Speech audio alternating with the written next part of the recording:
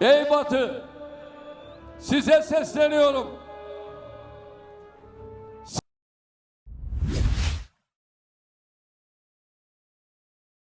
दोस्तों, इजराइल फिलिस्तीन के बीच खूनी संघर्ष जारी है और खूनी संघर्ष के दौरान पूरी दुनिया फिलिस्तीन के साथ खड़ी हुई है।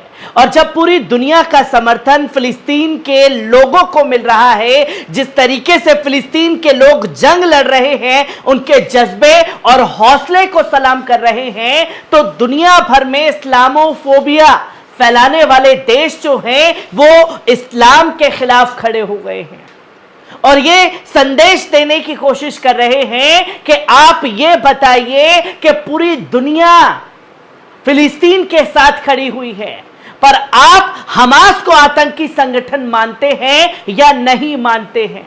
और जो लोग इस पैतरे में फंसाने की कोशिश कर रहे हैं, तो उन्हें रजब तैयब अर्दोगान का बयान सुनना चाहिए, जहां साफ तौर पर उन्होंने कहा कि हमास आतंकवादी संगठन नहीं बल्कि योद्धा है जो अपनी जमीन बचाने के लिए लड़ रहे हैं।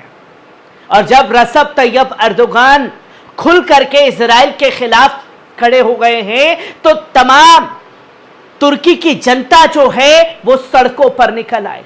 तकरीबन सबसे बड़ा प्रोटेस्ट जो है फिलिस्तीन के हक में तुर्की में देखने को मिला, जहां 5 लाख से ज्यादा लोग सड़कों पर उतर आए और हर किसी ने माथे पर अपने बैंड बांध रखा था, जिस पर लिखा था कि हम सब फिलिस्तीनी हैं, नरसंहार खत्म करें और बच्चों की आवाज बने।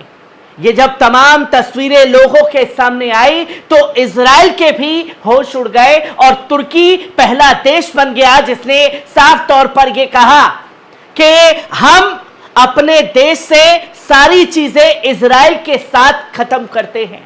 किस तरीके से जनता सड़कों पर उतरी है तुर्की की, पहले इस वीडियो पर नजर डालिए।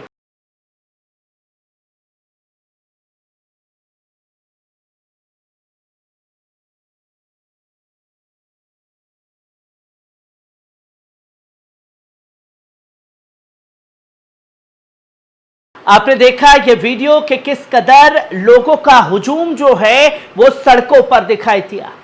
5 लाख का ये मजमा ये संदेश देता है कि किस कदर लोगों का गुस्सा इजराइल के आतंकी सैनिकों के खिलाफ फूट रहा है, जहां नरसंहार किया जा रहा है। और इस नरसंहार में 10,000 से ज्यादा मजलूम फिलिस्तीनियों को शहीद करने का काम किया गया। और यह मजमा आम जनता नहीं बल्कि खुद तुर्की के राष्ट्रपति रजब तैयब अर्दोगान इस रैली को, इस मजमे को संबोधित करने पहुंचे। कैसे वहां पहुंचे, किस तरीके का माहौल बना, पहले इस वीडियो पर नजर डालिए।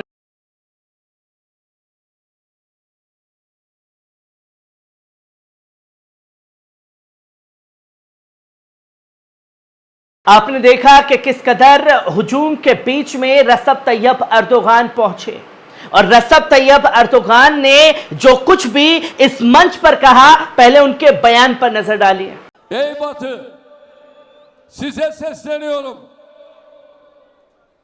Siz yeniden bir hilal Haçlı mücadelesi mi estirmek istiyorsunuz? आपने देखा कि किस कदर अपनी बातों को रजब तैयब अर्दोगान ने रखा। रजब तैयब अर्दोगान ने जो कुछ भी कहा, उनके हर एक अल्फाज को मैं आपके सामने रखूंगा जो हम लोगों ने तर्जुमा किया है। और ये तमाम तस्वीरें आपके सामने हैं, जहां हर किसी के हाथ में फिलिस्तीन और तुर्की का झंडा था और हर किसी के माथे पर लिखा हुआ था कि हम सब फिलिस्तीनी हैं। जहां आप ये देख सकते हैं कि टर्किश एर्दोगन टेल्स प्रो फिलिस्तीन rally Israel is an occupier.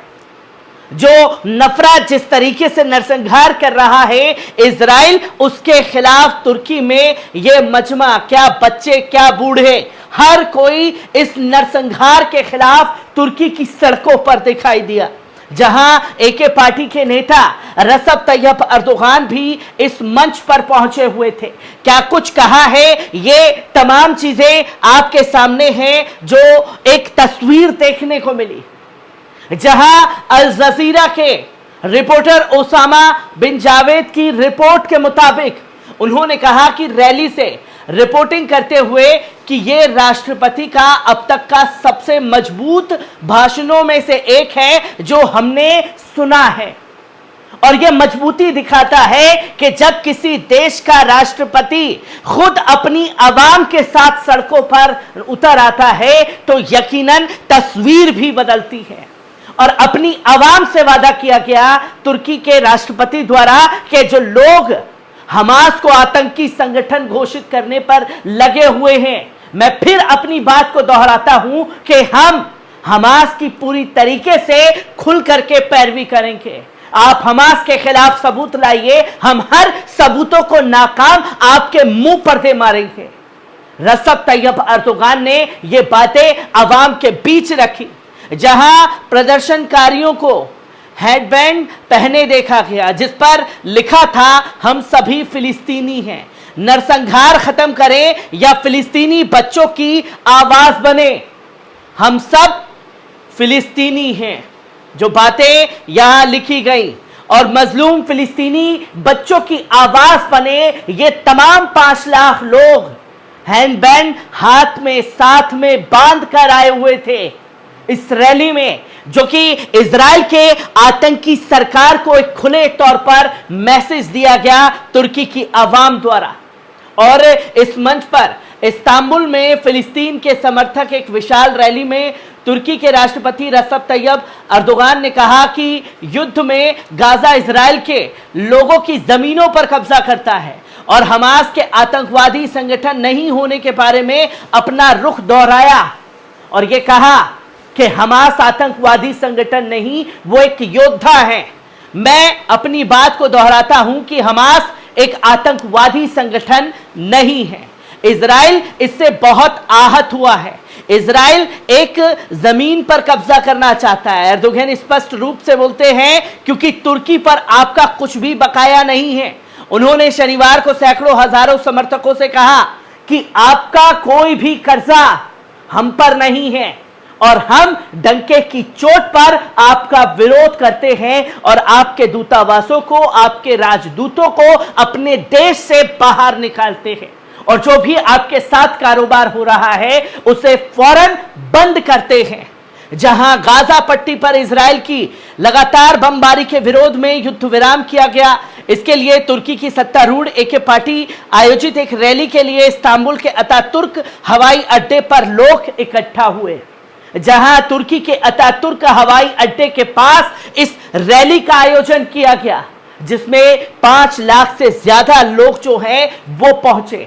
जहां शनिवार को ग्रेट फिलिस्तीन मीटिंग नामक कार्यक्रम में प्रदर्शनकारियों ने फिलिस्तीन समर्थक नारे लगाए, जहां इस रैली का ही नाम दिया गया द ग्रेट फिलिस्तीन। फिलिस्तीनी झंडे लहराए गए क्योंकि गाजा पट्टी में लगभग पूर्ण संचार ब्लैकआउट के बीच इजराइल ने अपने विस्तारित जमीनी अभियान को आगे बढ़ाया है। इसका जिक्र किया गया कि वहां से सब कुछ खत्म हो चुका है, ब्लैकआउट हो चुका है और उसके बाद अंधेरे में बम गिराने का काम किया जा रहा है। जहां मीडिया ने बताया कि एक रैली में अन्य राजनीतिक दलों के नेताओं के साथ हाई प्रोफाइल मीडिया और खेल हस्तियों ने भी भाग लिया, जिनमें से कुछ के कार्यक्रम के दौरान मंच पर आने की उम्मीद थी।